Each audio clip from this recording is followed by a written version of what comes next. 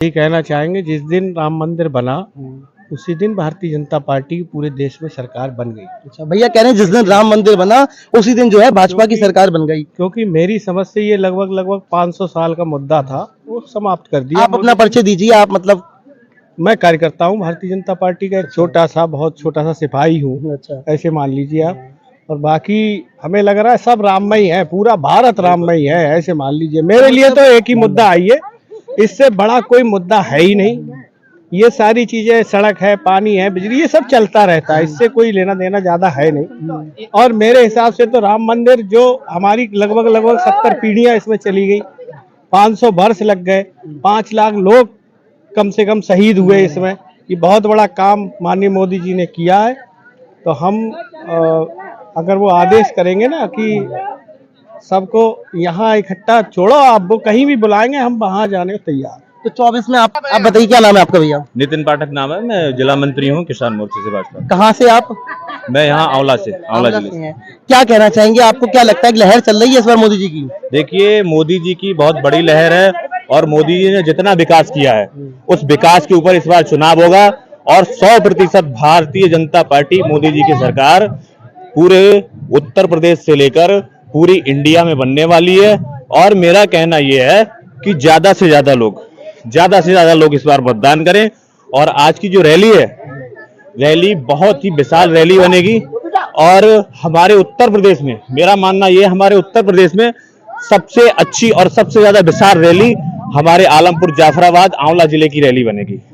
किस तरह से जो है यहाँ के टाइमिंग वगैरह है मोदी जी की आने की, थोड़ा विस्तार से बताइए। यहाँ की वैसे तो टाइमिंग 12 बजे की है, मगर मोदी जी को शाहजहांपुर भी रैली को संबोधित करना है, तो मोदी जी वहां संबोधित करने के बाद यहाँ पर आएंगे।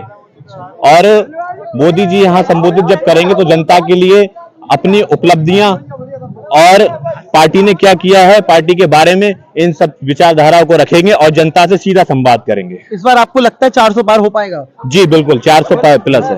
ऐसे कौन कौन से काम है जो मोदी जी की सरकार में हुए? देखिए, मोदी जी के काम में ऐसे इतने काम है, मैं आपको बताऊं। एक तो सबसे बड़ा, किसान के लिए किसान सम्मान निधि, दूसरा आयुष्मान जो, और तीसरी एक अभी जो मोदी जी का संकल्प पत्र है उसमें मोदी जी ने बताया है कि 60 साल से ऊपर के जो व्यक्ति हैं, बुजुर्ग हैं, उनके लिए फ्री इलाज किया जाएगा, चाहे वो गरीबी रेखा में आते हो या नहीं आते हो। फिर फ्री राशन है, बहुत से ऐसे काम है जिन्हें। अगर हम बात करें भ्रष्टाचार की, तो क्या भ्रष्टाचार कम हुआ पहले से? है भ्रष्टाचार तो भाई साहब बहुत कम हुआ। भ्रष्टाचार की बात करें तो हम कहीं भी जैसे जाते हैं, पहले हम थाने में या कहीं भी जाते थे तो पुलिसकर्मी हैं और भी हैं, वो सब सीधा रिश्वत मांगते थे। मगर इस समय हम कहीं थाने में अपनी कोई काम को लेकर जाते हैं, जायज काम होना चाहिए, उस काम को लेकर अगर जाते हैं तो कोई हमसे ना कोई पैसे मांगता है, ना कोई हमसे दलाली बट्टे की बात करता है। अपराध की बात करें तो?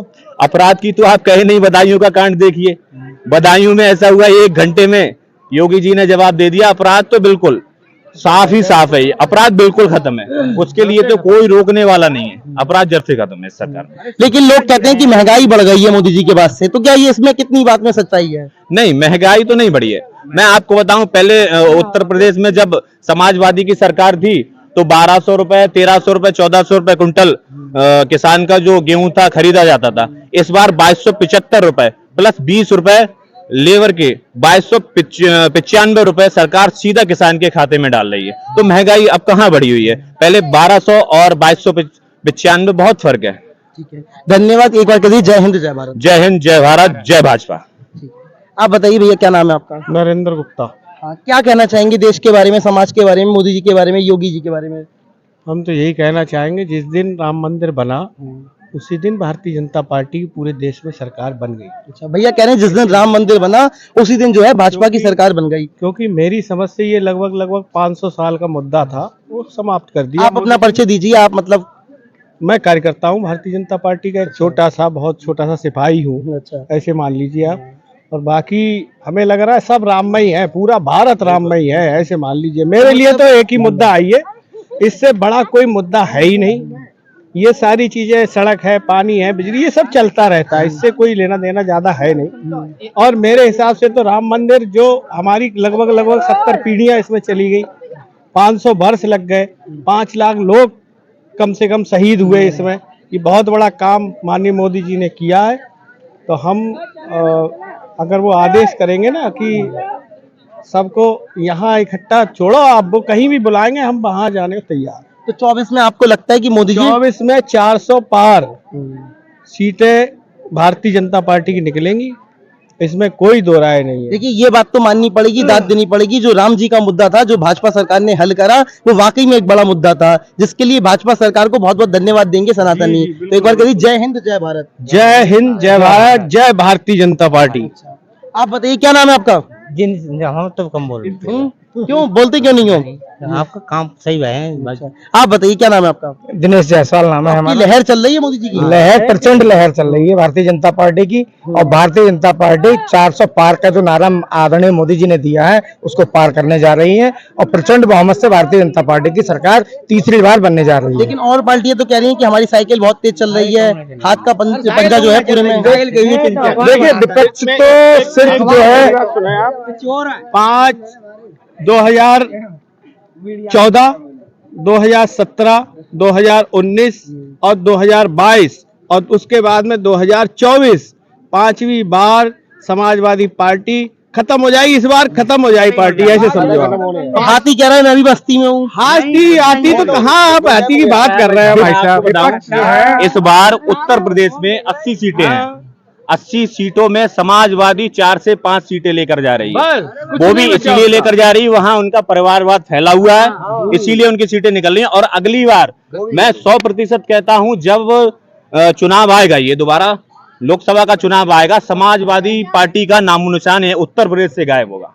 केवल अखिलेश यादव अपने घर पे बैठेंगे, अपनी साइकिल चलाएंगे और अपनी पार्टी नहीं अपने परिवार में मस्त रहेंगे, क्योंकि उनकी पार्टी एक परिवारवादी पार्टी है, ना कि किसी जनता की पार्टी है, ना किसी जनता की भलाई के लिए। इसलिए हम एक ही बात आपको बताएंगे, मोदी जी मोदी जी मोदी जी। इस बार 100% मोदी जी की सरकार तो बनी रही है, मगर आगे भी जब चुनाव होगा समाजवादी ना होगी ना बसपा होगी, केवल मोदी और मोदी। देखिए जनता दावा कर रही है कि और पार्टियों में जो है परिवारवाद चल रहा है, भाजपा में ऐसा नहीं है, सब लोग अपने हैं ना। मैं ये जानना चाह रहा था कि बदायूं सीट से जो है दुर्विजय सिंह साक्य हैं, उनसे क्या उम्मीद है आपको? नहीं, वो इस बार 100% वो भी वहां से जीत हासिल करेंगे, क्योंकि जो वहां से टिकट मिला है, जो वो कार्यकर्ता है, स्वयं में कार्यकर्ता हैं और एक अच्छे कार्यकर्ता हैं, और छोटे छोटे कार्यकर्ता के बीच में वो रहकर इस उपलब्धि पर पहुंचे हैं। तो मेरा मानना यह है, वहां की जनता उन्हें ज्यादा से ज्यादा सपोर्ट करेगी, और वहां का संगठन बहुत मजबूत है। यहाँ तक संगठन हर जगह का वैसे मजबूत है, मगर वहां का संगठन बहुत अच्छी तरीके से ऐसा क्या रहा कि जो संघमित्रा मौर्य जी को दोबारा टिकट नहीं मिला? ऐसा है, संघमित्रा जी को टिकट मिल जाता, मगर कुछ उनसे जनता थोड़ा खिलाफ थी, इसीलिए उनका टिकट कटा। वैसे कोई जातिगत या वैसे कोई भी बात मतलब ये है कि थोड़ा बहुत काम वाम जो है क्षेत्र में ध्यान इतना नहीं रहा। काम नहीं देखा उनका। मतलब अब उम्मीदें हैं दुर्विजय सिंह जी से, उम्मीदें हैं। हाँ, अगर माननीय दुर्विजय जी वहां से लोकसभा की सीट पर सांसद बनेंगे, और बनेंगे जरूर, मैं मानना चाहता हूं, और बदायूं की जनता से अपील भी करना चाहता हूं, ज्यादा से ज्यादा वोट देकर माननीय दुर्विजय जी भाई साहब को आप विजयी बनाएंगे, और 100% आपके घर घर एक एक कार्यकर्ता के काम आएंगे। दुर्विजय जी भाई साहब एक एक कार्यकर्ता को दूरदृष्टि से पहचानते हैं, हर किसी के नाम से परिचित हैं। इसीलिए एक कार्यकर्ता जब हमारा सांसद बनेगा तो किसी प्रकार की कोई समस्या नहीं होगी, और हम हर घर तक पहुंचने में कामयाब रहेंगे। यदि जय हिंद जय भारत। जय हिंद जय भारत।